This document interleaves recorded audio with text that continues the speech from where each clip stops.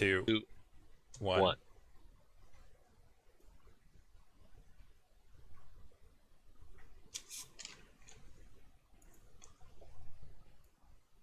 You're listening to the Overwatch Rundown, a weekly podcast covering the latest in the esports scene of competitive Overwatch. Today is Tuesday, November 28th, and we are covering the South American Overwatch Circuit, Season 3, Division 1.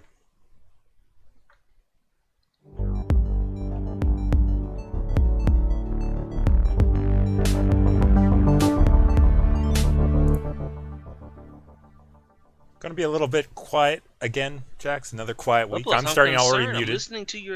Listening to your intro there. All you had was South America. You're right. In fact, all we do have is South America. Jax, I'm sure they're basking in the glory of being the only thing going on here on the podcast this week. I know our South American listeners are going to be really excited about that. I'm sure all one of them might be paying attention really closely as we cover another good matchup. But I'm looking at the sidebar here on over.gg, of completed matches. We've got one game between Brasil Gaming House and Karma. That was done a day ago. 7 days, we have the Campeonato Brasileiro. And then 9 days ago, we have the bi-monthly brawl. They have no other results to report here, Leplos. So, I mean, almost as quiet as it's going to be here on the podcast, Jax, as it has been for the last couple of weeks. It's been quiet. And, of course, who do we have playing again this week from South America? It's the same two teams that we've covered now, at least last week. Did we cover them previously in the last few weeks as well? I think I'd have to go double check my notes, but we at least covered them the one time in depth last week. Yeah. And we're covering them again in depth this week. I mean, Leplos, would you say this is the hottest rivalry we have in competitive Overwatch right now? Well, considering it's the only rivalry we have over this next few weeks, I would say yes. I mean, prior to this one, it was the number of games in a row where there's the GC Busan Runaway matchup for grand finals. Like you gotta give the rivalry there. Like that's taken off for those two teams because of that. I mean, Leplos, you say that. Where's GC Busan going? What a rivalry! I mean, now no longer so the rivalry is also because they happened to win their way into the Overwatch League, whereas Runaway did not. So I guess that makes me wonder, would Jack would Jack have thrown the money at Flower or Runaway, Leplos if they had won? Or would he still have gone after GC Busan? It's a good question. Personally, I would not have gone after Runaway because I felt like even if GC Busan lost, they had a lot of potential there that Runaway don't quite have, if that makes sense. Your Twitter is going to blow up with this anti-Runaway. Yeah, I'm going to get like all 5 messages of the same person. At Leplos people on Twitter, let him know that you don't appreciate what he's saying here. Let me say it this way though. Like Runaway's already shown up and being close at the top and competing up there, but I haven't seen them grow. Whereas GC Busan exploded and were consistent in reaching their potential over the last season. We like consistency on the Overwatch Rundown, Leplos. So I see potential in them to grow. Whereas Runaway, they're struggling with all the lineup changes that they've had to maintain.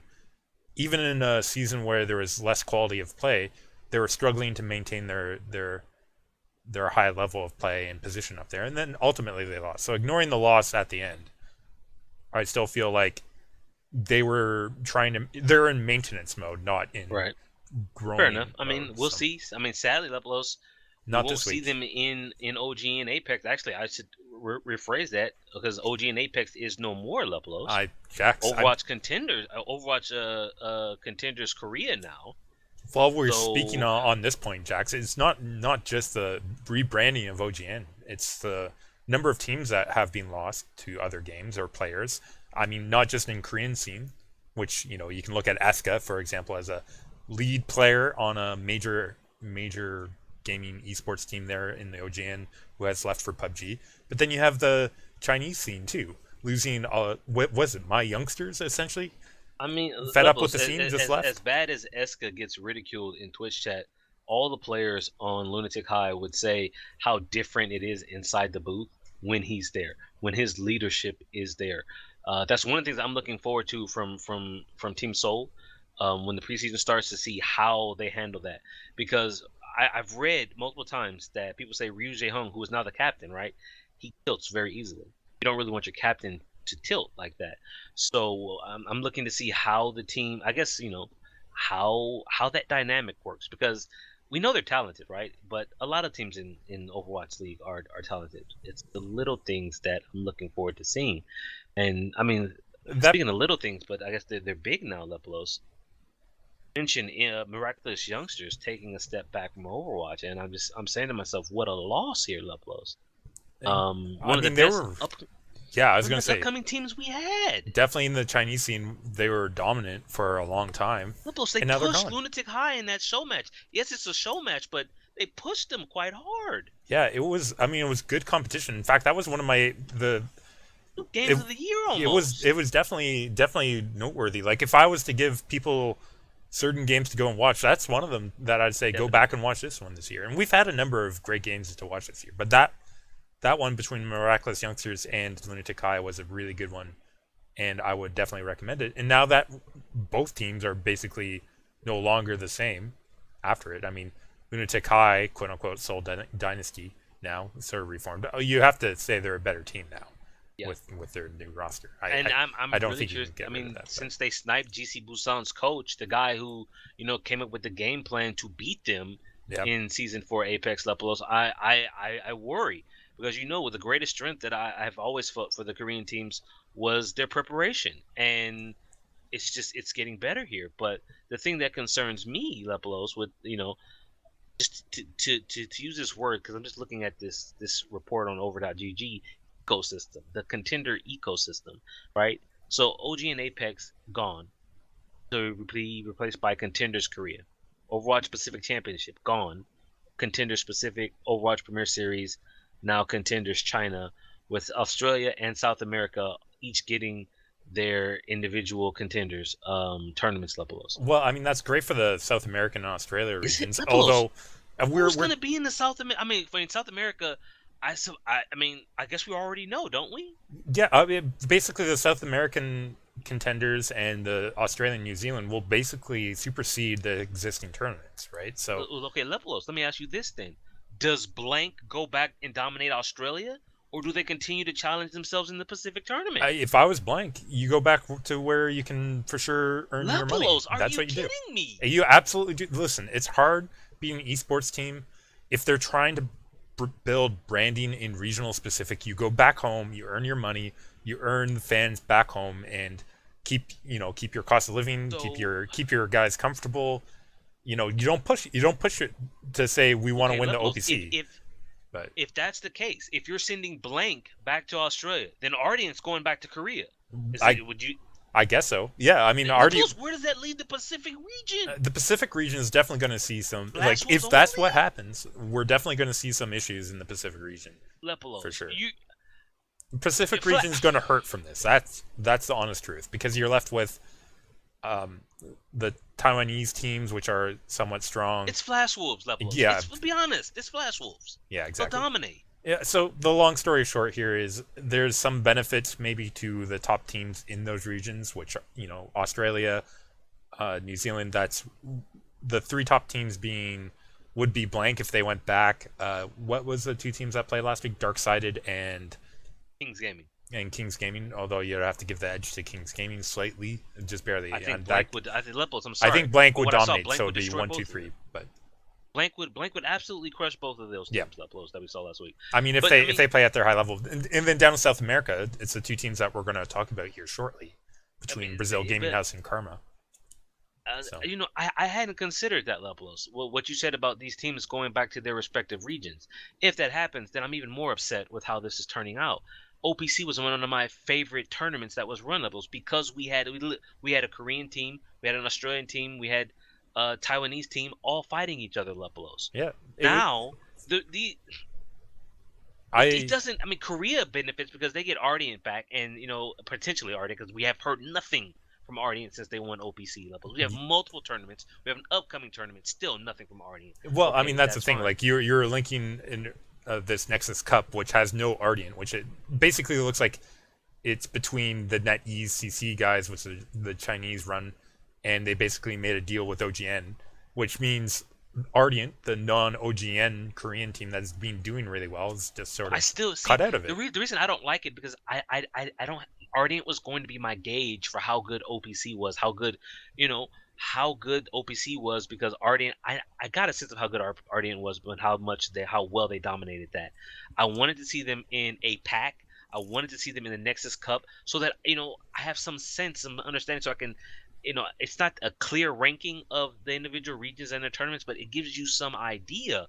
And now, Lepolos, if you're telling me Blank is going back to Australia, Ardent potentially going back to Korea, OPC is Lepolos, it's done.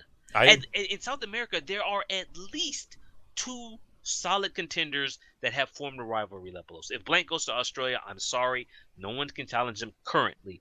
If in Pacific region, Flash Wolves, no, this is bad. This is bad for those 2 regions, Lepolos. I mean, definitely. You don't want to have one team stomping everybody. I agree. I'm not sure if Blank would stomp Kings in Darksided that badly. Listen, if they brought Atar back, yes.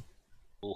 Right? If Atar started playing again for Blank, then yeah, Blank would dominate. I don't think Blank Depends in on their the current reasons why lineup. they stepped out of the team level. It does, which I don't entirely know. But if them having to go, because they didn't want to go back to Taiwan for OPC, right? If them not wanting to travel, if they do go back to Australia levels where they can all play from home, then that might be one more reason for the old gang to get back together again. But this is concerning. Yeah, no, it definitely is concerning, but there's a lot of other concerns when we talk about the future of the small tournaments too, because it has impact now on the bi-monthly brawl in Australia and New Zealand. Like, do you still run that now that you have contenders? I hope so, Lepolos. But, I mean, what's the chance of you running another league separate of contenders down there when basically the region can only support sort of one tier 2 level tournament? But then you also have the open division. That is also being, it's all the quote unquote path to pro, as Blizzard wants to call it. Take that into consideration when we talk about the South American scene, which we're covering this week. South American Overwatch Circuit Season 3 Division 1. That's like one. Then we have the Overwatch Campeonato Brasileiro. Then we have Old Spice tournament. You said that was coming up. Coming up again. Yes. How are these going to compete with open division and contenders for the teams down there?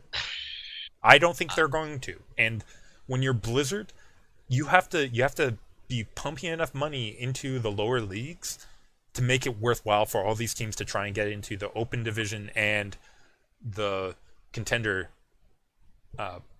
bracket as well. You talk about to make money. It worthwhile.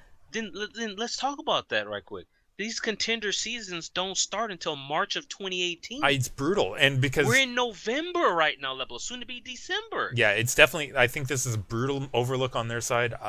There's no 2 ways about it, because if you want this to be a full league with regional importance everywhere, you need to spend the money to build it up. Like you're basically saying, screw the grassroots campaigns. We're going to do this ourselves. And if you want to do it yourselves, they should have had this set up. They should have had casters for each region, production set up for each region. You can save on the production because now you have the graphics and whatever set up, and you basically design all that and you just export that to every single location. I sincerely hope Blizzard they didn't do that though. Hires the OG production staff level. I agree. If we lose OG production staff from Overwatch completely, that's a step back for me. It will be, and it would be surprised. And their own camera crew and production, I'm just being honest, it's not as good as OGN is. OGN's been in the business for, well, I mean, Blizzard's being quote unquote in the business, but like OGN's been running the show literally in Korea and do it across multiple games. That's why they have such experience. Like Blizzard's going to be like, we know how to do it better, and then they'll mess it up as they have done with esports, StarCraft 2, time and time again. On a different note, then, let me ask you this. We get the Season 1 of Overwatch League starting in January. There will be a mid-season signing period, Lepolos. Why would they not have contenders? I mean, I just don't understand why contenders is going to happen at the same time as the first season of Overwatch. How are you going to... So let's take AKM, right? Yeah. Hugely popular player who people are like, well, he's not in it. But he'd say, okay, I'll play for a contenders team. What happens to his contenders team when AKM is suddenly signed in the middle of the season, Lepolos? Yeah, they're going to scramble. Not just AKM, but all these, a bunch of these pros are going to be signed. Misfits down there in Miami, Lepolos, or Florida, with 6 players. They might try to get away with 6 now, where they have to because they don't have anybody signed. But they're going to be looking to bring in people. So you're going to ruin these contender teams in the middle of your season? I mean, yes, they're going to do that. I wish they wouldn't, Leplos, what kind of? Okay, but okay. that's sort of looking like the case for how they're going to handle it. I think I think it's a shame. I hope to see more and more teams that are in the Overwatch League basically have farm teams in the contenders. Like they basically ensure I mean, the New York like Excelsior have already said they're planning a contenders team based around Flower Lepelos, who is I said Flower for Runaway. I meant Runner. Holy crap! Earlier, it yeah, just yeah, I occurred know. to me. They already said they're gonna base a contenders team around Flower, who is too young to compete in in Overwatch League. So New York Excelsior has a team. I believe Jack, the owner of London Spitfire, has said he's going to use his Cloud9 spot that he had Leplos, run a contenders team for Europe out of there. So I guess we'll see it. What is happening here? Sorry, my monitor just went blank. I had to move my mouse in 10 minutes. Um, I don't know, man. There are good parts about this contenders, and there are bad parts. Yeah, If for me, just for the last thing that I want to say about it, then I'll let you go. I have concerns that we're moving so far away from what made the pro scene Lepelos. From the Gosu weeklies with ZPN Hex to the Alienware monthly melees. I mean, yes, there's progression, so you're always going to lose things when there's progression. It's just that now, Lepelos, we're not even losing the small things, we're losing the big things. yeah, OGN and Apex Lepelos are a pretty big part of competitive Overwatch and where competitive Overwatch is coming from in its history. And they're being brushed aside. I'm gonna give Blizzard a chance, but I have serious concerns with what they're doing. yeah. All I would do is echo your concern and add into it. Taking away the grassroots means there's probably going to be a void here for a while in up and coming talent. Like obviously, people who are getting into it that are passionate will remain, but the lack of opportunity will mean we won't see them making it to the upper levels. And I'm talking not only player talent and coaching talent, but also casting talent and observation talent and the whole production talent. I think will be suffering a hit. And if they're not supporting levels of play in tournaments outside of their own stuff, we're going to feel that for a long time. It's going to be a bit of a struggle, and I don't think Overwatch will be as big of a hit as they were hoping it would be because of it. Jax, why don't we go ahead, move on past our discussion? It's been a Lepo's a lot of while. drama here, man. The rundown is not supposed to be about that drama, you know? This is all. I mean, this is Is this very drama or is esports. this us running down current events? How about This is current events in the esports that? Okay. scene, which is our prerogative to do here on the podcast to talk Okay. about everything going on with that. Obviously, we try and stay away from personal drama and stuff like that, but when it comes to the state of the game, I think that's fair to Okay. take into consideration, Sounds good to me, particularly when Lepo's. all we have this week, Jax, is Karma versus Brasil Gaming House in the finals of South American Overwatch Circuit, Season 3, Division 1. Final was delayed a week or maybe a little bit over a week because of technical difficulties. I don't know what they were. Well, there's a couple Um, that happened during the game, too, with yeah. people DCing. Can't blame Leplos, Comcast for that one. don't think I didn't notice that, Leplos, okay? Because here, so maybe it won't be Overwatch League, which will be played out of LAN. But you mean to tell me that your feeder system, your contender system, is still going to have this issue, Leplos, where Yeah, I think it was Alamau disconnected and lost 25% of his ultimate, yeah. because he DC'd. That's still a thing. I don't, I think I they're already talked about that. hopefully they're going to be working on a demo or however you want to call it, replay system that saves the state of the game, so you can rewind it to like the previous fight if there's a DC or something midway of the fight or something like that, so that Right. you can claw back to the character where you were with what you had or something like that. Because right now it's awful. We've seen this happen a number of times now. It's not a surprise when it happens. It's a very unfortunate part of online gaming, online competition. And we've seen it in live on land, and that's even worse. Yeah. Okay, that aside, let's actually get into the game, Jax. We're going to try and keep it Leplos, short. if I'm listen, if I'm honest, I started this today. I sent you a message when I got up. I was like, let's keep this episode short, like as you just said. Yeah. This contenders news upset me, kind of took away from my enjoyment of Overwatch. I wasn't really looking forward to this. I don't speak Portuguese, so I don't have the caster commentary to help pull me into it like I normally do. But I will say after finishing the series, it reminded me why I like Overwatch, why I like watching Overwatch. Very entertaining. So let's get into it, as you were saying. So we started off on Lijiang Tower. This might be why it started off a little bit slow here. Oh boy. Let's just cut to the chase on the first one. Alt value being an issue here on Control Center. Yeah. Brasil Gaming House taking the round, 188 here. Do you want to start on this one, Jax? I know you were wanting to mention this Graviton Surge. Good time to start it, I think. Here. There were multiple Gravitons here. As those of you who listen are aware, we're big, fans of Graviton Surges on King of the Hill, especially with how important they are to winning fights.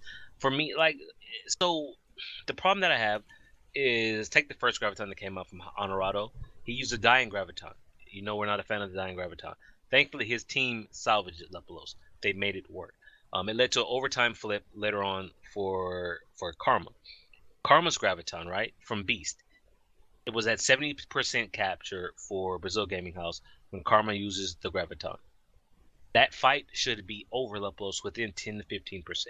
It went all the way to 99% because it wasn't a good Graviton and it was a sloppy cleanup. Well, and Earthshatter coming through from Necta, which sorry didn't do anything but hit a shield. So Rhine games, I guess, but still not alt value that you want to see coming out. So it's at 99% for Brasil Gaming House. You say, okay, they just got to win one fight. They have a Graviton coming off a spawn the next time. You say, okay, wow. Normally you say, Jax, you say save your 6 ultimates and then push them in and cap it out. Honorado, who I had a questionable Graviton the first time Lepelos, now comes out again, Graviton. Guess what? Klaus gets caught in the Graviton. Klaus is playing McCree for Karma, 3K Deadeye, while stuck in a Graviton Surge. Jax, this was looking. This honestly looked like a regular competitive match game. Like I could go and play this game, exactly. like online, and it looked like the tightness, the team play wasn't there. Jax, let's go ahead and talk about Garden Stage with pharmacies coming out on both sides this time. I mean, it really did come down to, I think, the pharmacies coming through on the side of Lyco barely outdoing Leviathan. Both of them were on top at different times, but overall I have to give the win here to Brasil Gaming House because of Lyco's damage and focus on Leviathan a bit Not better. just that, Lepelos. Here So many Pharahs. I'm gonna go back to the beginning early on. So okay. The first cap went to Karma. Started out great. Second fight, the barrage comes out from Leviathan and gets him killed. So many Pharahs use the barrage when it's not needed, and quite often I'll see a Pharah getting work done with just rocket spam. But when they go in for the barrage and they're stationary and they die, which then forces their Mercy to come into hostile, environment to revive them, or it just throws the team off. And from that point on, Karma was on the back foot. DDX, the Mercy, does come in and revives him. He immediately dies again. So Brasil Gaming House flip it at 46%.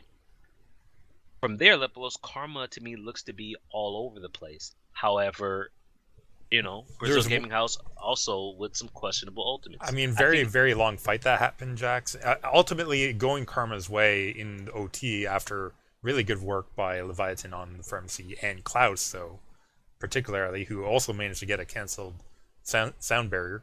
The sound barrier is what I wanted to talk to you about. Alamau is a Lucio player. I've talked about him and how aggressive and how fun he is to watch. Here, Lepelos, I don't understand what he's doing.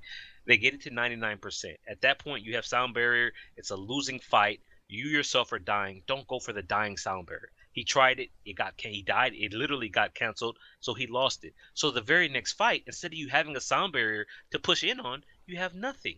So instead, previously, it was a bad Graviton Surge. Now it's a bad sound barrier. This is just sloppy play from what are supposed to be two of the best teams in South America, Lepelos. So at this point, you're saying if they're the best in South America, what's the first thing you want to do if you're someone not in South America? Well, how do they match up against someone who's top in my region? With plays like this, they don't match up very well at all, Lepelos. And quite honestly, even though we didn't see it in the Hooktastic Cup, if this is how they played when they came across some of those teams in the Hooktastic Cup, I'm not surprised they went out in the first round 2-0. Ultimates are too important for them to be throwing it around like this. But Brasil Gaming House got the win. Yeah, and Karma takes us to Kings Row for the second map here. Brasil Gaming House having to go on attack. Let's talk the compositions a little bit here off the start. Karma running a Pharmacy Zen Genji dive tank defense here, Jack. That's strange. right? On the other side, Brazil Gaming House starting with the 3-1-2 with a Hanzo, as well as I mean, Rhine, Zarya, Diva, and Moira out as well. Moira allows the 3-1-2 to work. You know, we're going to be seeing a lot more Yeah, 3-1-2, definitely. possibly 4-0-2 with the healing output that Moira has and the DPS that can come out from her orb and the various things that she does. I do want to point out that these two teams played last week levels. We covered it on the podcast. Brazil Gaming House took Kings Row that time in the Hammer Down Cup. 4-3 was the final score of Kings Row. So I just want to put that out there before we got into this anymore. But now, you know, it's the very next week. We'll see. The reason I brought it up is Karma lost the first map, and then they decided to take it to a map they lost to Brazil Gaming House last week. Yeah. So to me, that says they've got some plan that they want to execute to turn it around. So I think the pharmacy coming out on defense here actually worked out incredibly well. The first hold helped, like it was good for the first hold. They had nothing to deal with it. Second hold, Barrage getting like 3.5 kills if you want to include the DMEC. There, that's 2 fights down immediately. That's a good A-point defense, right? Like So we're back to Lepolos saying it bought time. I mean, okay, it was a good first 2 fights. Absolutely. Defensive Pharah, kind of like defensive Widow, I'm not a huge fan of because you can't really switch. But at least who was playing the Hanzo Lepolos, he immediately. So after he got picked on Hanzo at the start, he went to McCree to help counter the Pharah. So for me, the reason I don't like it is because the offense has plenty of times, plenty of attempts to just switch their composition to deal with you. But as you said, it did work here. It bought them time. And I think 2 fights. I think that's important because if you look at what happened in the next phase, Jax, like every minute matters, and if you know where the weakness of your opponent is when it comes to their pushes, like buying time early, even if you know you're not going to hold, but being able to ensure some time off. It could have lasted even longer, but the third fight, Klaus come out with this awful Dragon Blade. Yeah, he pops ult Lepolos, he swings it. I'm like, dude, that's a brick wall. Jax, he's swinging his sword at a brick wall. He goes into the room looking like Lepolos. He pulled Blade without having a target in mind. Jax, I agree with you. He was looking for people when he died. It was brutal. One of the worst Dragon Blades of the series. I don't even know what that was. I was like, that's something I would do. I'm a terrible Genji. And it's unfortunate seeing that come out because I think that should have been a third hold there, Jackson. It really should have. But what we should talk about is in the second phase, after an early win by Brazil Gaming House to push forward, there's a huge moment here when you're a Lucio player getting Battletoad with a boop on the Reinhardt player Neil, as Neil was trying to get a flanking Earthshatter with Brazil Gaming House approaching that second checkpoint, that B checkpoint. It's twofold. One, fantastic boop, as you said, because Neil had the flank. He would have gotten 3 or 4. Yeah. But the other reason why it's important is Neil is now out of position. The Reinhardt tank with his shield is not up. Leviathan Lepolos is now on Junkrat, not Pharah anymore. What does Junkrat do if there's no one to stop him? He bombards your team. So one, wasted ultimate from Neil because he hammered down on nothing.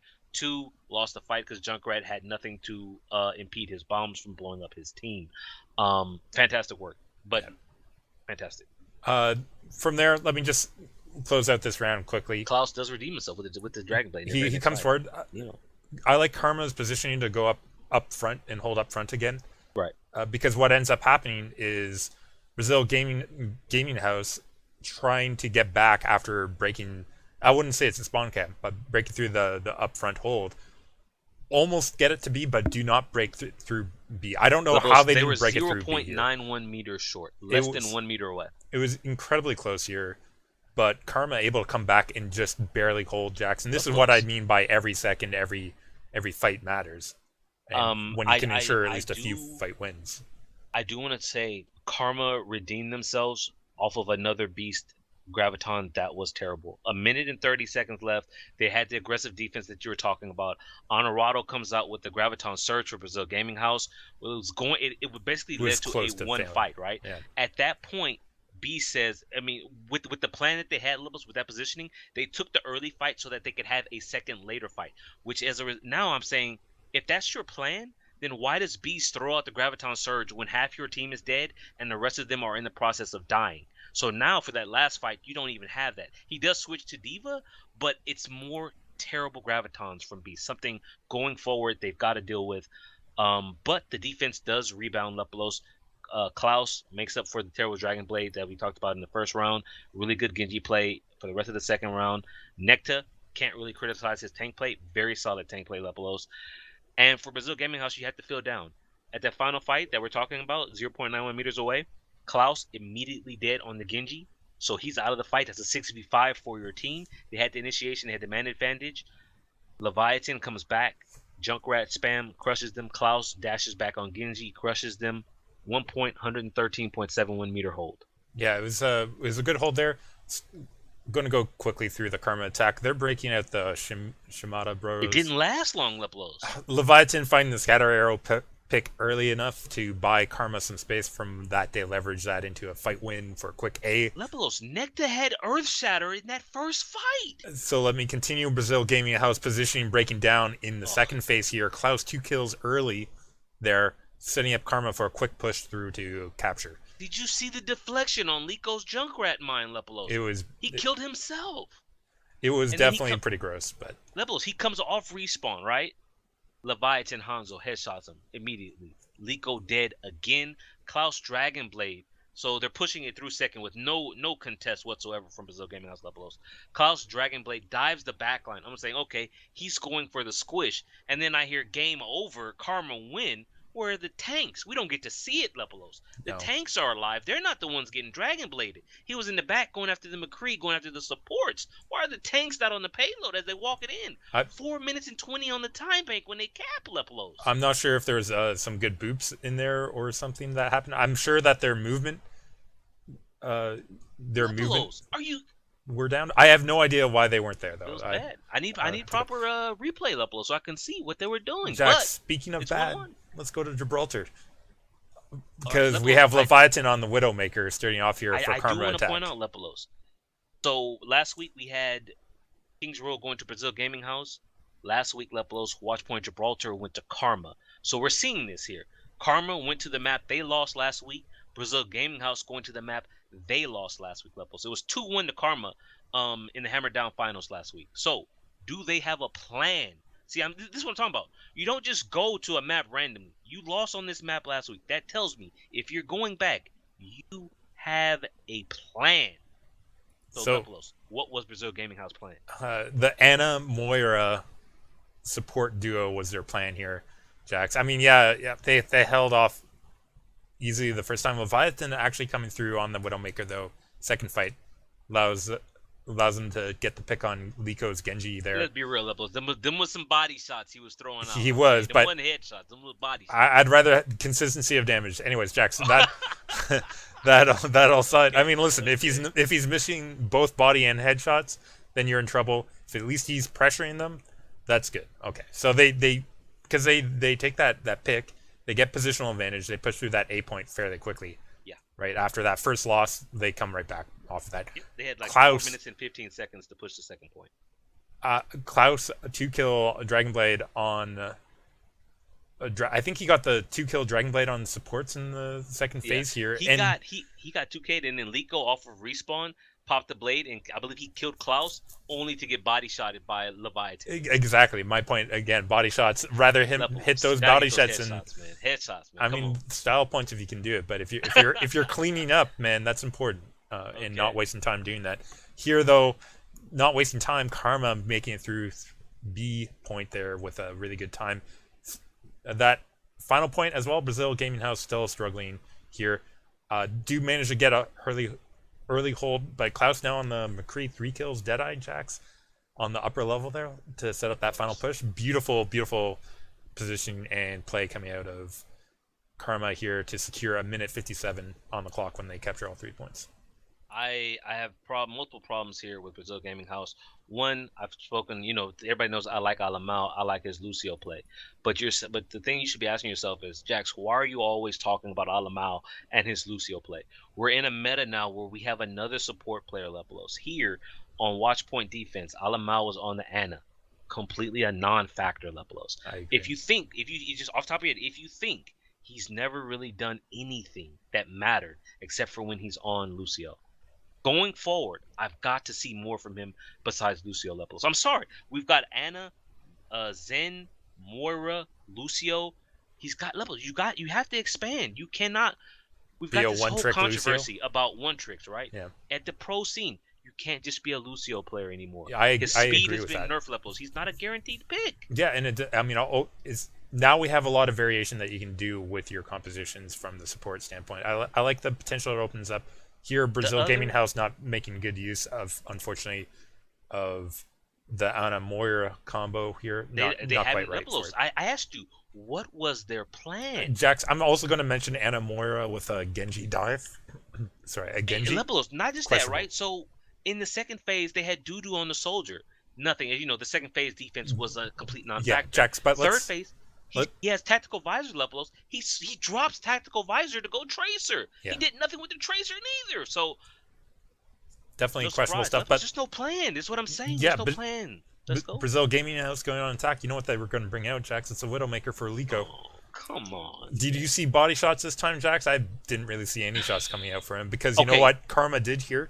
They ran a 3-1-2 with a dive Roadhog tank combination. I do commend Moira Liko. as well. He switched off the Widowmaker very quickly once they realized what was happening. Reaper. Yeah. Karma, interestingly, part of why they did this, Karma was holding the lower ground here, you know, the big health pack room. At the car wash, yes. Yeah, definitely a bit of an interesting strategy. It held a couple times, Jax. Since I know you value time and buying time, I made a note here. It was 2 minutes and 10 seconds on the clock before the payload went under the car wash and was going up the hill. That's almost 2 full minutes gone, Leplos, with that forward defense that they're running. And it allows them to come back again, which is, as we know, is something Karma likes to do because they did it on King's Row. Yeah, and I mean, they did it here too, right? Like they did the late hold here. Klaus coming through with a kill onto Liko with a pulse bomb, and then cleaned up from there. Yeah, it was a beautiful. Where's Dudu on his tracer? Okay, Leplos? So I'm not sure. I'd have to go back and look at this, but this is a failure on the side of Brasil Gaming House to let them break out without even trades or better on the side of Brasil Gaming House. Pretty much. Because Karma shouldn't have that kind of room to come back. But when you're running the heavy tank combo and you've built up some ultimates, and then you also have Klaus out there, this is dangerous. And Brasil Gaming House lose a fight here when they could have won it, although it was still going to be a late capture, even if they did. Thankfully, they do come back out with Liko on the Genji. Doing a lot better off that. Leplos, I have it's requiring heroic moments from Brasil Gaming House to get them through these points. Dudu is still AFK doing something. Liko popped off to get them the first point, Leplos. In the hangar phase, right? I'm gonna bait you with this one because the hangar phase here, you know, some good holds out of Karma. I'm just gonna set that aside. Let's move to the end here.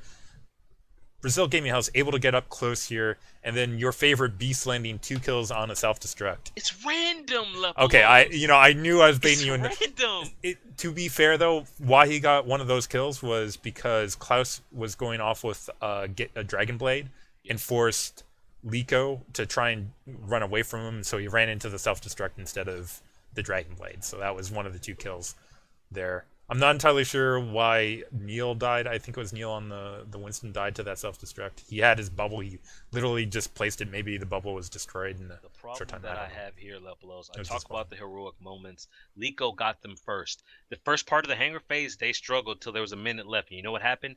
Alamau got 3 final blows on Lucio to finally get them some space and get it pushing here. Dudu, I'm not gonna let this go. The guy is AFK, Leplos. He's not. I'm sorry. I have It's Tracer who is not in the kill feed.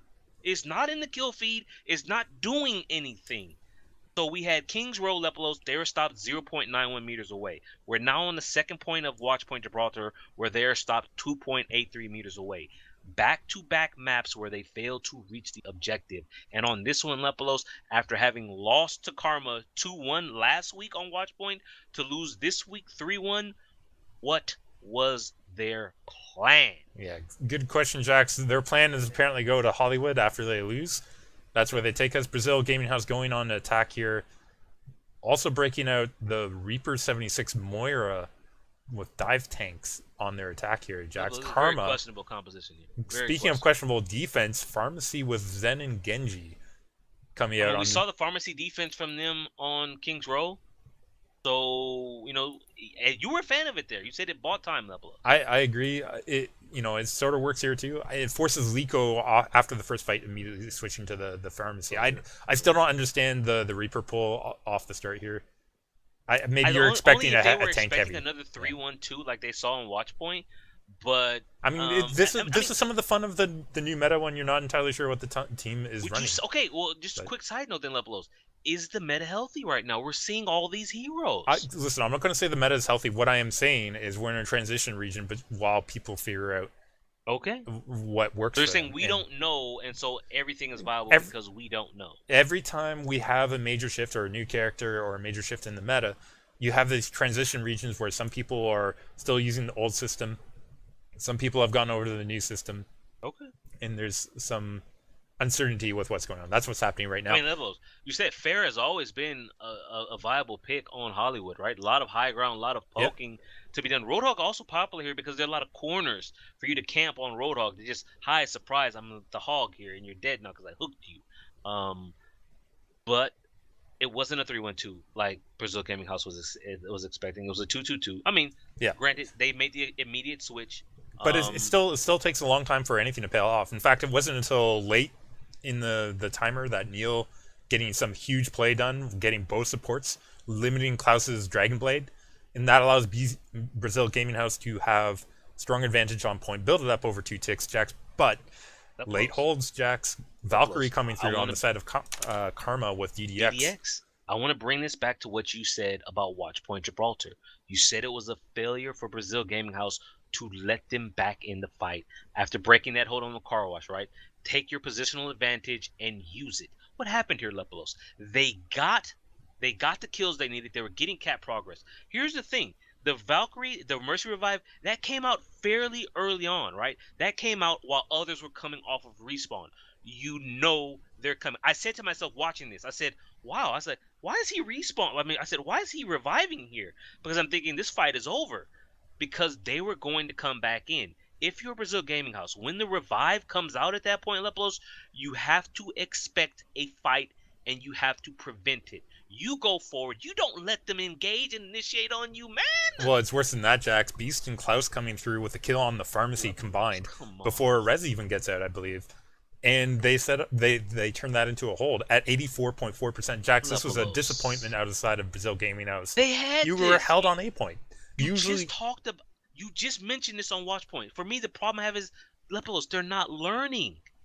This happened on Kings Row, where what happened? Last second defense from Karma stops them. Watchpoint Gibraltar, what happened again? Last second defense. Now we're on the third map in a row, Lepelos, with a last second defense. Jax, I mean, you gotta hope for the same heroics as Brasil Gaming House go on defense here. Karma on attack, they're breaking out the 3-1-2 this time for sure. So got some meat up front with Ryan Diva Roadhog, interesting combination there, as well as the McCree and Moira coming out for the side of Karma. Brasil Gaming House, so countering that with their own 3-1-2. His tracer is so bad they've relegated Doo to Roadhog. You know what this reminds me of? This reminds me of oh my goodness. The composition though for the side of Brasil from season 1, 8. I'm going that far back. That's how much you're literally the same position here on Hollywood with a damn Roadhog. But they're 3-1-2 though. Winston, Diva, Roadhog, 76, Mercy, Zen. Interesting combination there, right there, Jax. Like that's a very different composition. That's what I'm talking about. Supports. There's so many support combinations that are viable right now, Lepelos. Yeah. But you mentioned Dudu coming alive actually on his Roadhog here comparative. There you go. Which I have no reason why he should. You have a Ryan Shield up on the side of Karma. I'm sorry, you shouldn't be getting Roadhog picked through that. Obviously, the play not very tight on the side of Karma here. Lepelos, for the defense, Liko continues to impress. He has been carrying the damage because Dudu's been AFK. Huge first fight tactical visor, Lepelos, for Liko. Sub 40 seconds, I believe, for him to get this visor. I mean, okay, so there's two reasons why that happens. Early hook by Dudu forces Karma back. But they never really disengage. We talk about disengaging. Karma don't really disengage here. It allows Liko to build that up super quickly. You don't do that. You don't do that. Okay. They did that. All right. So you lost 2 fights in a row because of that. Next fight, Dudu hook, whole hog gets Necta down. Okay, that's another fight lost. Now he's lost your Reinhardt in that one. Karma not focusing with their tank line. That's what you need to do when you're running 3-1-2. You say not not focusing. Good. I then have to ask you, why did it take them 3 minutes? There was 1 minute left when they finally dropped the 3-1-2 for a 2-2-2 soldier tracer. What do you do? What takes 3 minutes to understand that it's not working? It took them that long to get the Deadeye and Earthshatter to hit nothing.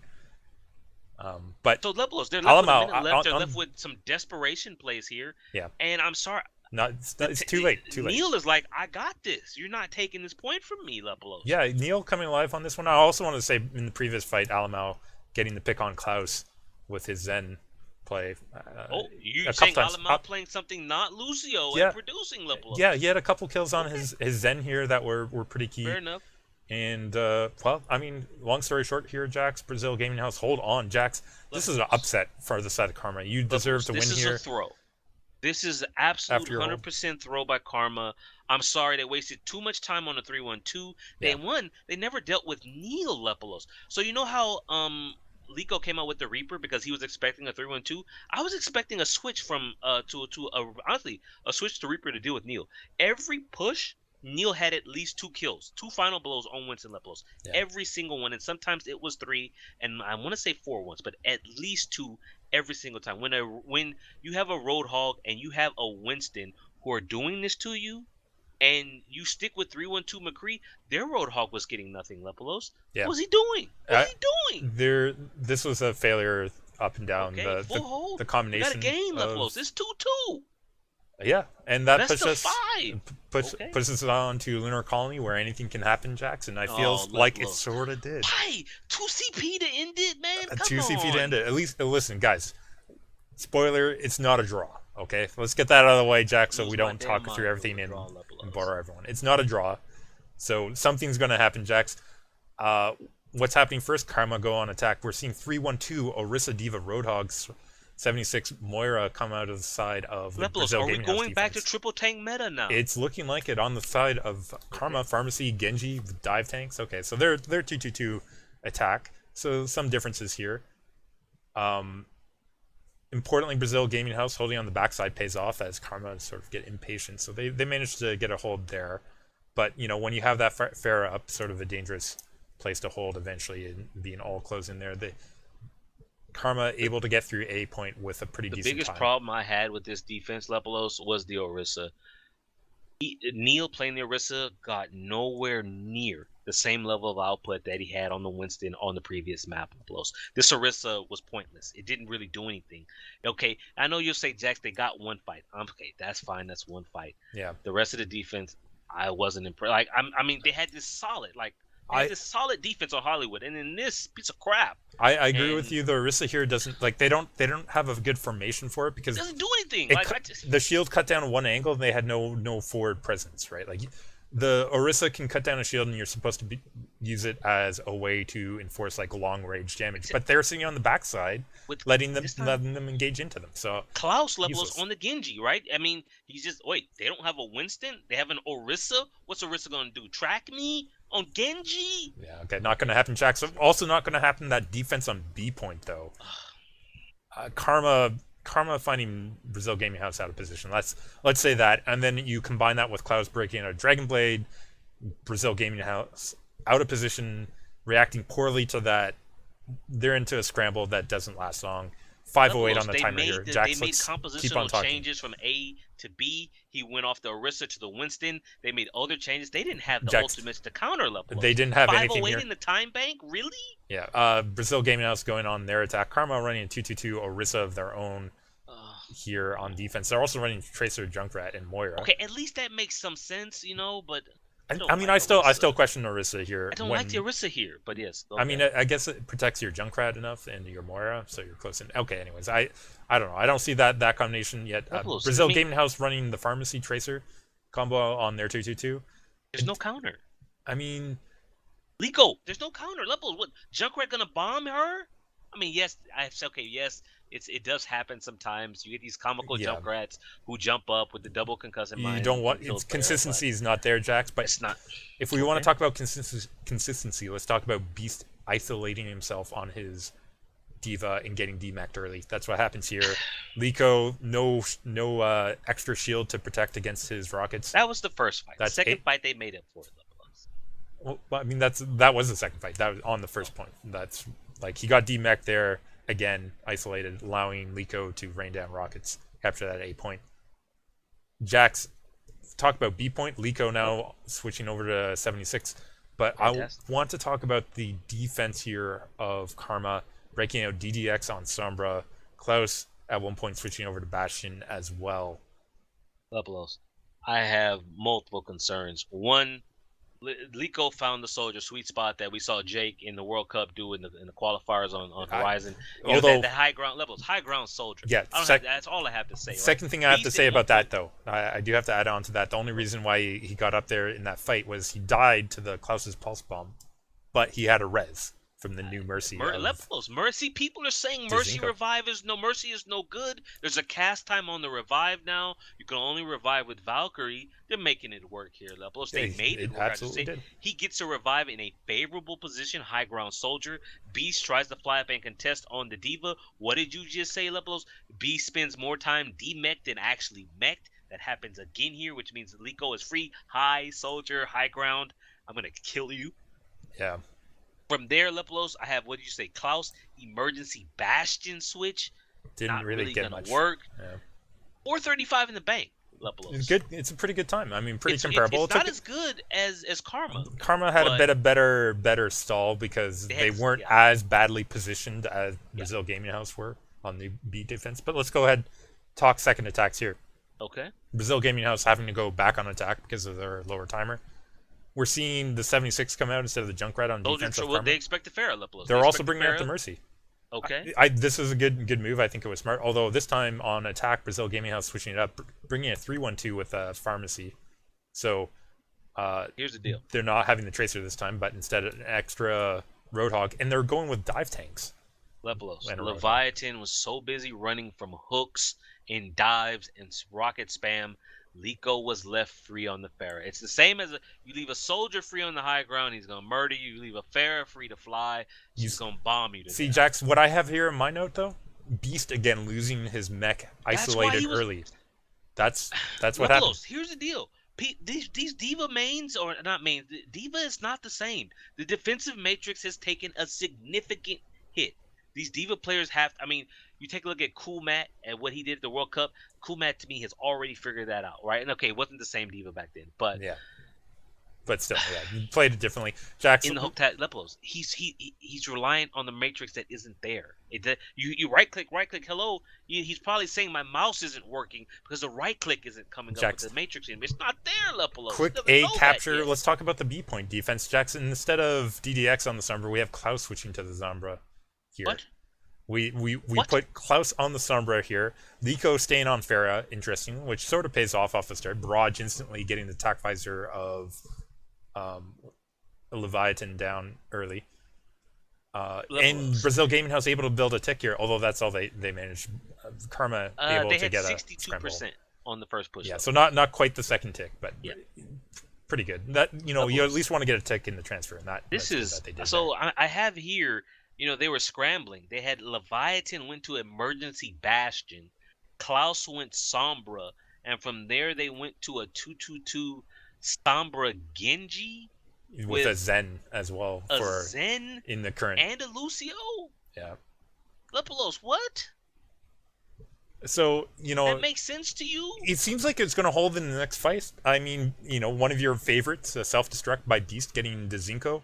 Lepelos, it's random. Here's the deal. I'm shocked at how they did this. Dzinho, once the Mercy died, right? I'm saying, okay, push over. You might as well suicide and go back to spawn and get going again.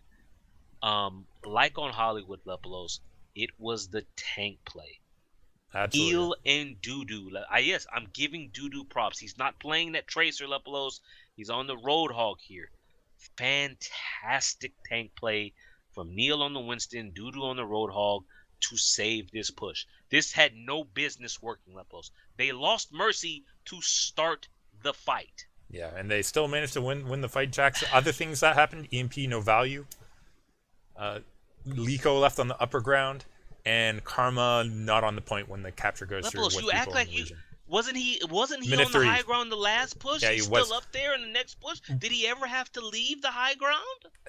No, he didn't. Minute 30 here, time left. Well, actually, he did at one point in the previous turn, but he still lived and still did damage. Lepolos, Anyways, I that's do not want to point out at one point, wait, who did I have here? Klaus went from Sombra to Roadhog, no value.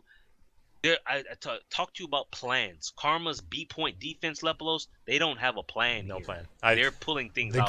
The Korean Torbjorn strat at least looks a little bit more planned than this one, Jax. But Lepolos, Karma had the greater time bank. Yeah, they're going on their second attack right now. Brasil Gaming House breaking out another 3-1-2, different this time on that 8-point defense with the Ryan Roadhog, Diva 76, Mercy. No Orisa. See, I like this though, Lepolos. I like this. And I mean that's good because Karma breaking out the Genji Pharmacy, running into. Okay. But they've got the soldier here. Okay, that's fine. They should be running into that. That should be no, Jax. You know what? Karma actually playing patient this time, bombarding that 8-point well here. Lepolos, the fair checks on first point are not being met here. No, they're not. This is the third time. Okay, let's go ahead and talk about. Can handle first point. Let's go ahead and talk about B point then. Go for it. Let's just mention with Klaus going down early, and I think Leviathan also going down early as well, breaks out the Valkyrie on the side of Karma, but no value off the Valkyrie because you've already lost pretty much the whole fight.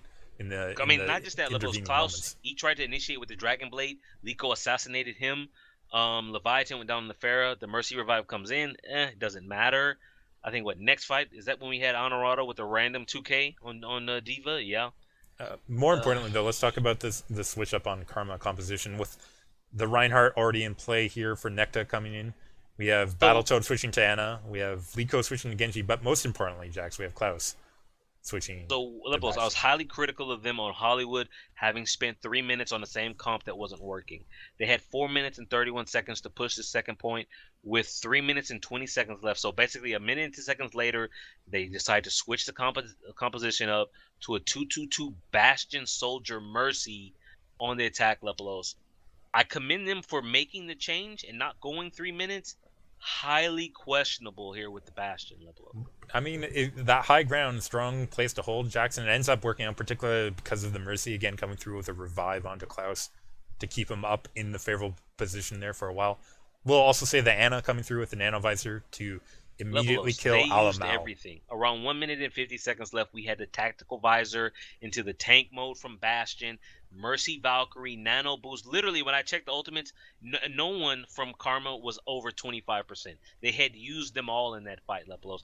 The good thing, though, is he got Klaus back up, who was able to get back into his Sentry mode, Lepolos, mowed down Brasil Gaming House when they decided to come out, and they capped it out. Yep. But, Lepolos, they have 1 minute left for their third attack. Yeah, and this is where it gets interesting, Jax. Brasil Gaming House now on defense again, breaking out another 3-on-2. But Jax, again, differences. Orisa, Lepolos. Diva, Roadhog, Mercy, Ana, Bastion. What a composition is this? Look at this composition, Jax. If you were like a month ago, you were saying somebody was breaking this out on competitive, you'd be like, if you were playing in that game, you'd be flipping yourself off. I just got through saying first point Pharah checks have not been met. They tried it with McCree, Soldier, Junkrat. It's not working. Bastion is another. Bastion can work, Lepolos. I have some concerns. But it can work. Too. On the side of Karma, though, you're going for something also very interesting with a Junkrat Pharmacy combo coming out. So double projectile explosives. No shield. It's hard to keep a shield up facing that barrage. I agree. I think that's a very favorable position to bombard a point. Although I would argue that maybe if you want a Junkrat or a Pharah, not both, and maybe like a Genji or a Tracer, something that can dart around and pick off a low character. Okay. Didn't go with that. Karma not having the patience, a bit of an issue, particularly with this kind of a lineup. Liko on the Bastion manages to pick off Leviathan because he peeked around the corner to try and get a direct rocket on the Bastion. I'm sorry, you don't do that. You spam your rockets until you get barrage, and then you go and do that. You know what I mean? Like, watching it here was the lack of patience coming out of Karma. See, here's the thing, though. It's two things. If you've got a minute, that's either one long fight or two quick fights, Lepolos. He peeked he shouldn't peek. If you're going to peek, that means your whole team is peeking as you're rushing the point with a plan of attack. Yeah. Him peeking the corner, thinking I'm gonna get a little poke in, dead. No, sorry, incorrect. Yeah. Incorrect. And that ends up costing their attack here. They have a late attack, but basically you can't really do anything against a setup like that. Let me see. I have here in my notes. The attackers got both of the support players for Brasil Gaming House Lebelos. They didn't get the Bastion, who built up the tank mode. Klaus then rip tires the Bastion. Mercy off of respawn revives the Bastion. Leviathan gets the Mercy, but Liko, who got revived on the Bastion Lebelos, locks down, gets the Pharah and the Lucio to lead to the full hold. Brasil Gaming House can win it here with a little bit over a minute on the clock Lebelos. And what do we see coming out of the side of Karma on their defense? Another Orisa, Jax. Excuse me? We're seeing Orisa, Diva. We have a Reaper out here, Junkrat, Mercy, Moira. Lebelos, let me ask you something. I can only assume they had somehow scouted this. We have seen Pharah every time now. So is it just good luck for Karma that Brasil Gaming House didn't run a Pharah? Because what is Reaper Junkrat supposed to do, Lebelos?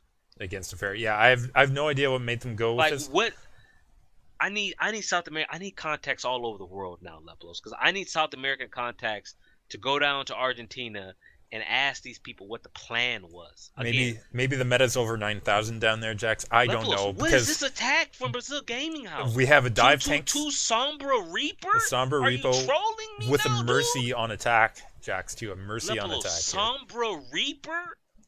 With Mercy on attack as well. Okay. Very, very weird combination here. I don't. Leviathan getting the early kill, though, forces Brasil Gaming House back off the start. Liko does get EMP ready, but Leviathan again gets another early kill. So that's two quick fights, and you're glad you had that 30-second advantage for your Brasil Gaming House right here, because Game would have been over. Liko EMP from the backside, setting up two kills onto the supports there. All that Brasil Gaming House needed really to push through the remaining lineup. Here, they do that. Sorry. 1/3, take the map. Jax, Karma win the game off that. Lebelos, you are facing a Sombra. It has been over a minute. You must expect EMP. You have to expect EMP coming into the final fight. Not only so, as a result, Lebelos, do you then leave both your supports right next to each other in a little ball for Sombra to just flank, press one button, and kill both of them? Because he came in, DDX down on the Mercy, Battletoad down on the Moira, no support Lebelos. Brasil Gaming House off the EMP. They were already initiating because, it's all time because they're on comms saying we're going. Lebelos, there's no plan here. I mean, yes, we haven't seen much Sombra in the last month. She's still viable, Lebelos. This right here, this specific thing. You build EMP, you smash them over the head with it. Your main counter to that is positioning. They had none whatsoever, Lebelos. They had none. It's like they didn't expect it. I expected it. You expected it. Everyone watching this, you say, well, of course, you can see it on the camera because they're following the Sombra. Even if I was blind, all I would have to have someone tell me they're running a Sombra, and I would expect this to happen, Lebelos. You don't leave your two supports there without any protection, Lebelos. She can't fly. What's she going to fly to? She ain't got no wings. They've been clipped, my man. Yeah. What are they doing here? Lebelos, this is a throw. I mean, yeah, this is a throw from you're Karma. You're not wrong. I think. Go back to Hollywood. Throw, Lebelos. Go back to Hollywood. That's a throw. Their third attack, I think, was a throw by Karma here on their third attack. Their defense here. Okay, I'm not going to say their defense was a throw here. I think it was just poor play, which is a bit different than a throw, where it's like a complete breakdown. I'm not saying it's a complete breakdown here. It's just they weren't playing tight. Lebelos, I think Karma had been riding a 3-game streak over Brasil Gaming House. Streak is now broken. It should have been 4th.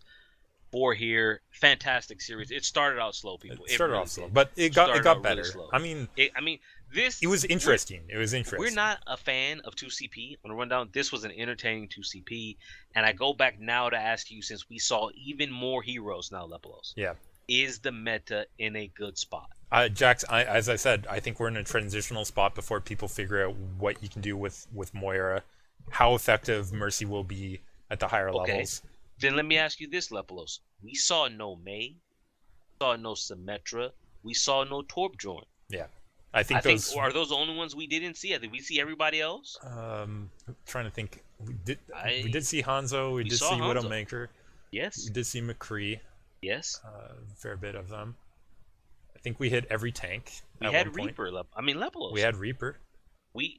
Those three. Yeah, I think those three are the remainder. Jax, I think that's pretty good. I'm not sure if we will see those ones in their current rendition come out on as anything other than unique picks. I mean, Lepolos. And again, I'm not even talking about surprise Bastion. This was Bastion pulled with a plan. Yeah, not just like a high 8-point defense. last second defense here. But also on attack, as a purposeful attack there at one point too, which ended up working out whether you agree with it or not. It still did.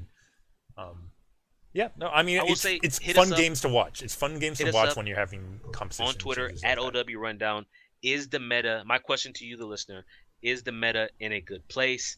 And what do we do with May, Torbjorn, and Symmetra?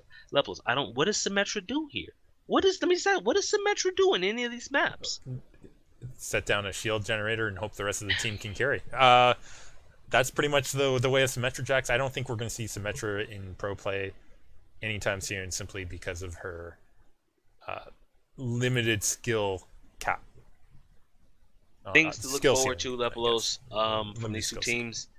Alamau, I want to see more. I mean, you gave him a few props for his. He had a good moment on That's one brief moment. I need to see more support play from him. That's not just Lucio. Yes, you with Jack. He's a good Lucio. Why does he have to play anything else? In general, this meta is very fluid. The other thing we need to see is Moira and how effective Moira is going to be in the future, and how that will shift compositions or not, depending on how effective that character is. No, you're not wrong. Dudu Lepolos, he is the designated tracer player for Brasil Gaming House. His tracer play this week. He was shocked. Quiet. He was very I'm shocked quiet. They won this series because tracer is so important. But I think part of that is Klaus, who is a really good tracer. Klaus spent a lot of time on Genji. And his Genji needs a little work. A little bit more time in the lab to figure things out. Well, and his McCree didn't do outstanding either this time around, which we have seen him play a good McCree. Not there on Hollywood. Though, what is he talking about? We want to see consistency. Yeah, that's what we're about here on Overwatch Rundown. And speaking of consistency, Jax, we have another section that we always do, which is, of course, the rundown of other events going on. We're in South America. Let's go ahead and talk about the other South American event that everybody loves us mentioning. That's, of course, the Overwatch Campeonato Brasileiro. Fine. Oh, we're in the playoffs. Excellent. I like playoffs. We are in the playoffs. And, of course, we have Brasil Gaming House taking their first semifinal series over WS eSports, winning that with a pretty solid 3-0 over WS. 2-1, 2-0, 2-1. Okay, no surprise there. Other side of the bracket, Keep Gaming in their last hurrah of being a team, winning over Uprising Esports 1-0 on Hollywood, 2-0 Lijiang Taro, losing Dorado 1-0, and Volskaya Industries winning that 1-0. Jack's interesting scoreline. So, Lepolos, here's the problem that I have, right? This is a strictly Brazilian tournament.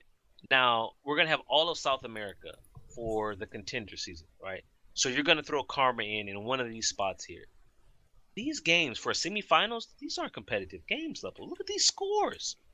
Look at these scores, Lepolos. 2-1, 2-0, 3-1. 1-0, 2-0, 1-0, 1-0. This is the semifinal? This is the level of competition we've got in Brazil? Yeah, this is a concern when this goes back to our long intro that we had. Lepolos, the concern is you look at the finals coming up next week, which I guess we'll cover. Brasil Gaming House versus Keep Gaming. We can 3 days. One of these teams is literally not going to be there because it's their last tournament together. It's not even next week. It's a week after, Jax. So we're probably not going to give that full coverage, but we will give it a rundown. I have concerns about the South American region and contenders, man. Yeah, Jax, is this the best they got? Let's put those aside. We have our half hour off the start. We talked about that. Let's go ahead and instead talk about Germany, where we have the Overwatch Razer series, season 1 group stage going on. This is the one where we've already had numerous teams sign out. We're up to 4 teams now that have officially forfeited out of 4 teams out of 12, if I'm not mistaken. Third of the teams are gone, Lepolos. Yeah, third of the teams third of the team are gone. Jax, we have a new team in front with Germany's biggest fear now taking the lead spot.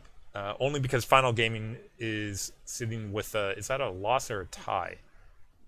Let That's a me good see. question. Final Gaming. They lost They because lost, they yeah. lost levels. They remember there was a game to watch which I didn't watch. It was Final Gaming versus Germany's Biggest Fear, 1 versus 2. Ooh, Germany Biggest Fear levels not only dominated. beat Final Gaming, but look Well, levels. the scoreline. Let's run the scoreline. Oasis 2-0, Dorado 1-0, Horizon Lunar Colony 1-0, Hollywood 3-2.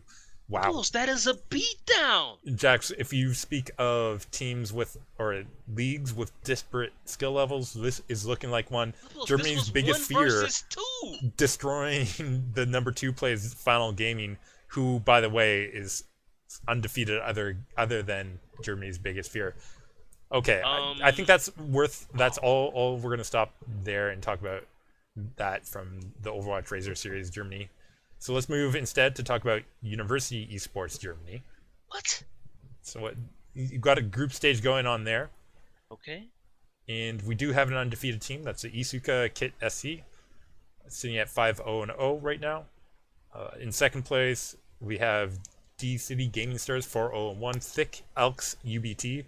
I mean, is this University League, Jax? Like, what universities are these? But Okay, wait, no. If I look at the overview, each team can only contain players that are registered at a German university. okay, well that's a pretty and cool way to do it. So it's like open, not necessarily university specific. So as I was saying, Thick Elks UBT 3-1-2, good enough to secure third spot right now. Fourth, we have Rhine Ara Campus Esports at fourth. Lepelos, 3. you talk about the grassroots 3, not 1, 1. being there. In Germany it's there. In Spain it's there, Lepelos. We just covered a French tournament last week. We have multiple events in South America. So is it just the North America or United States where the grassroots is gone? Yeah, I think North America definitely hurts because everybody only wants to be part of the biggest teams. Anyways, we can talk about that, but not quite yet, Jax. I can talk about that at length. Go for it. We have speaking of go for it, you have the Go For Overwatch Europe Cup number 78. Jax, that's a lot of European Overwatch cups that you've linked me here. But we are talking about number 78, where it was winner Kaiser Liddens with the upside down laser kittens symbol. Somebody talk to these people, get them to make their own stuff, please, people.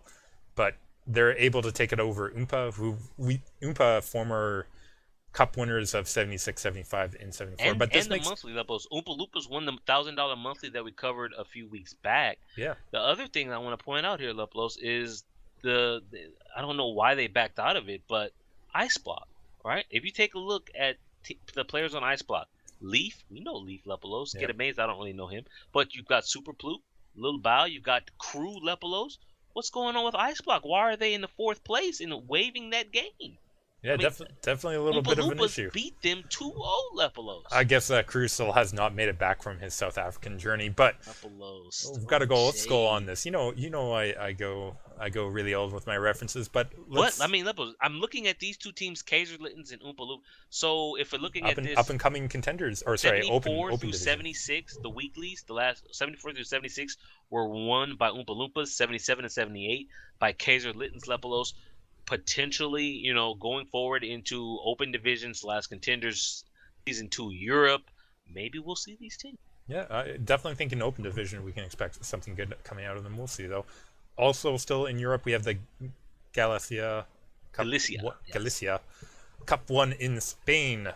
Jax. Lepelos, grassroots. Yeah, they've got stuff going on. Here, I'm just gonna cut to the final 4 teams. We had Old Wolves in the finals against Summer Gaming. The scoreline 1-0 Route 66 for Old Wolves, 3-0 Old Wolves on Hollywood, 3-2 Kings Row for Samir, and then finishing it off 3-0 Nimbani Old Wolves for the victory here. That's a pretty dominant way to win. I should also mention they moved through their bracket undefeated as well on the upper bracket here.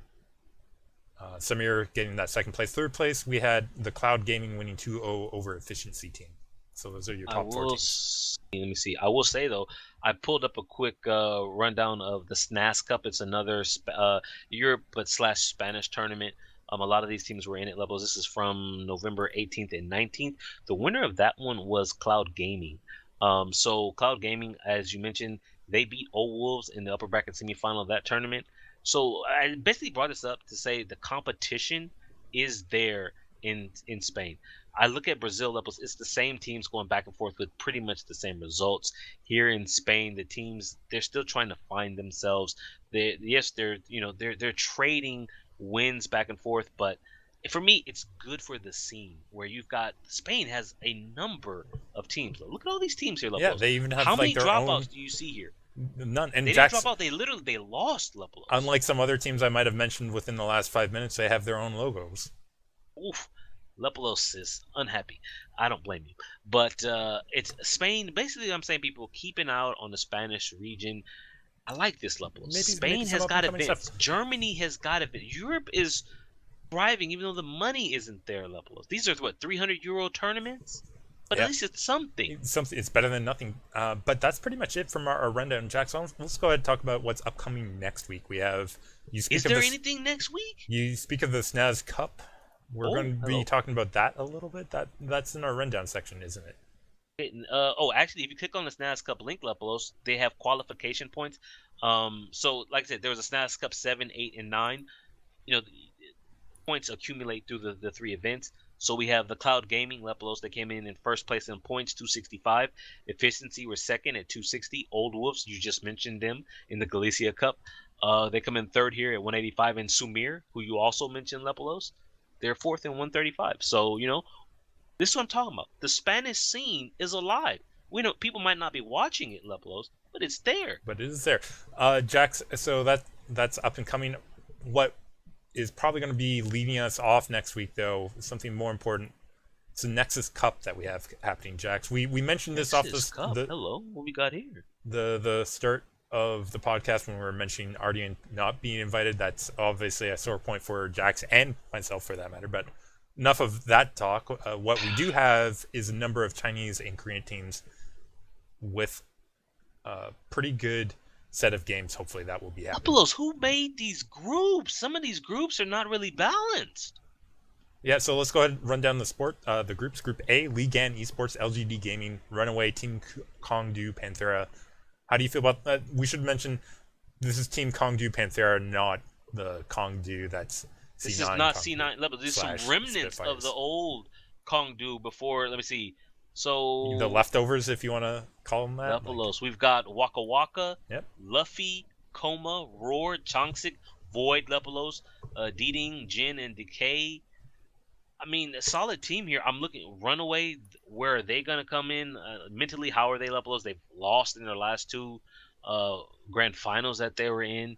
LGD Gaming, I think they lost a couple of people to Team Shanghai, but my boy Eileen Lepelos, I'm very interested in seeing this. For those who are unaware, Jax Blake, huge Eileen fan. He's 17 Lepelos, won't be 18 until like September of next year. So long time before. He has no chance of getting into season 1 of Overwatch. Hopefully he'll be around for season 2 or season 3, depending on whenever they do the seasons. League and Esports, obviously, also another team that has they lost chance. Undead. They lost. They're lost gonna be 3 players to Shanghai Dragons. LGD Gaming. On the other side, Group B a little bit weaker here. We have Lao Yanbi. Lao Yanbi Levels. They won Overwatch Team Story Chapter 3 last week, I believe it was, or was it the week before? I think it was last week. I think it was 11/15. Okay. November 15th. They won Overwatch Team Story Chapter 3. Then we have 7, an up-and-coming contenders team from OGN. Competing. Team CC, which has been a disappointment, I think, for Jax, let's be honest. You mean to tell me Team CC can get in here, but there's no Ardian Lepelos? Well, Team CC is a Chinese team. If you want to talk about disappointing Korean teams, Jax, if you want to talk about disappointing Korean teams that got through, let's talk about X6, former number 9 ranked team. I told you I go old school with my references. X6 Gaming getting this spot here for the Korean in the Group B. I don't expect much out of X6. And none of this group, I think, will make it far beyond. Here's I want to see how Laoyan B. Overwatch Team Story Levels is like the second tier of Chinese Overwatch. You have OPS, and then you have Team Story, because the winner of Team Story qualifies directly for OPS. So now Laoyan B, I talk about progression, right? Like I want to see Laoyan B. You won you won Division 2. You're working your way up to Division 1.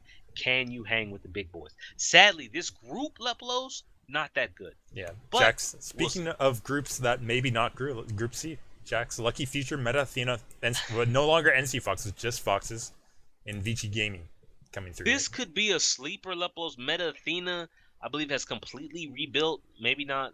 Yeah. Oh, Who my knows? boy Lepelos. Look at Meta Athena. Saya player, Chris, awesome guy. You remember awesome guy was like one of the first Koreans we saw on the West here.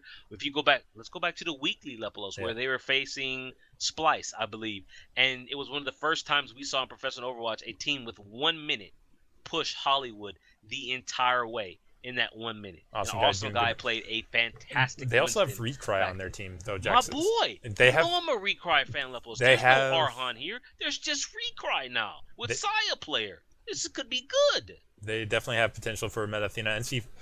Just Foxes, sort of middling, but also middling Vici Gaming. They might make it through without any problem. How many times do we have to say, Lepelos? Vici Gaming on any given day can win. Yeah, we'll see if they come through here in Group C. But if I remember correctly, so one of the Vici Gaming, Daya, no longer with Vici Gaming. Their flex, he's with Shanghai Dragons now, Lepelos. Yeah, that's a big loss for them, to be honest. There you go. Group D, we have Element what a Mystic, group! Lunatic High, Miracle Team 1, and Miraculous Youngster. Jax, is this the same Miraculous Youngster, or are they completely reformed at this point? Let's take a look here. Hold on. Let me. They have Yang Zhao.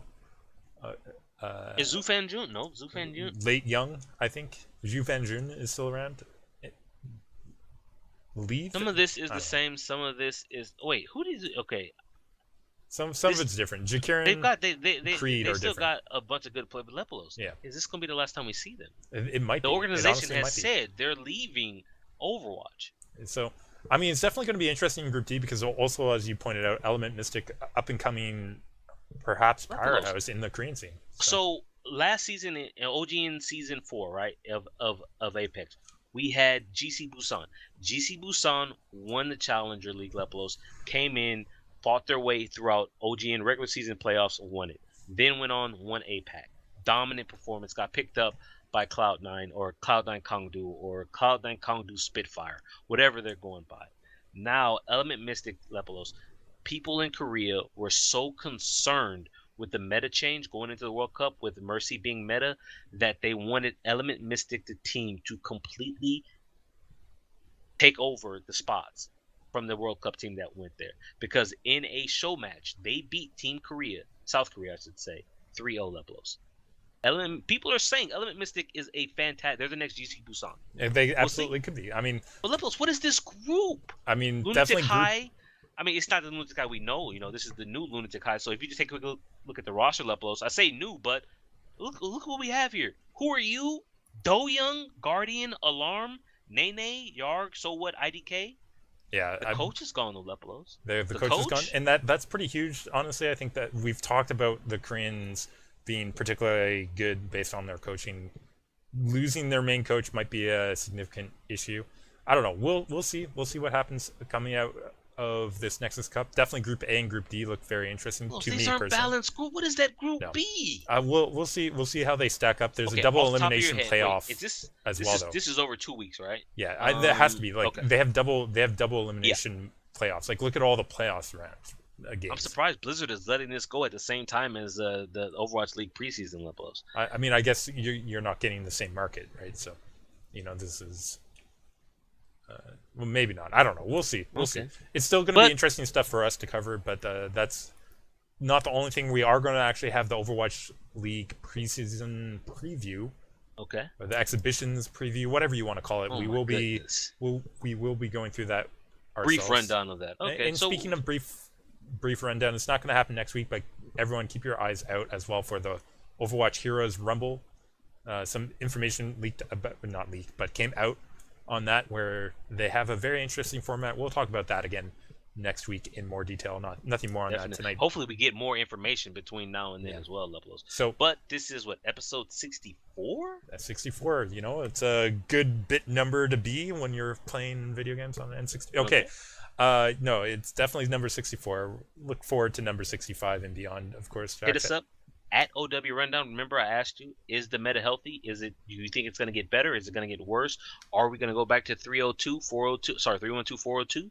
Hit us up at oh goodness, talking too fast. At OW Rundown. He is at Lepelos. What did I say? The people were supposed to tweet at you about Lepelos. You were criticizing.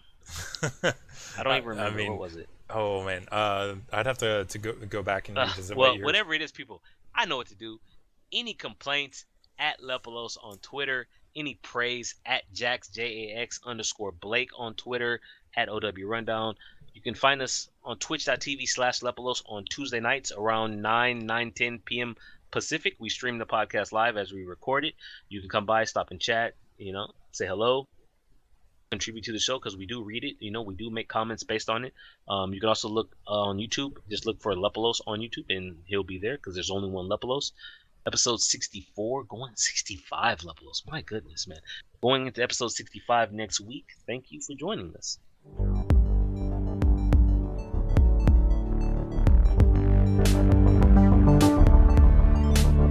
Lepelos, you got to give me some kind of cue for the music here, man. I have no idea when I can talk. How about this? Like, you wait until I talk to let you know when. That's probably the trick we should run with. But yeah, go ahead and stop your recording too. We're now in the post-talk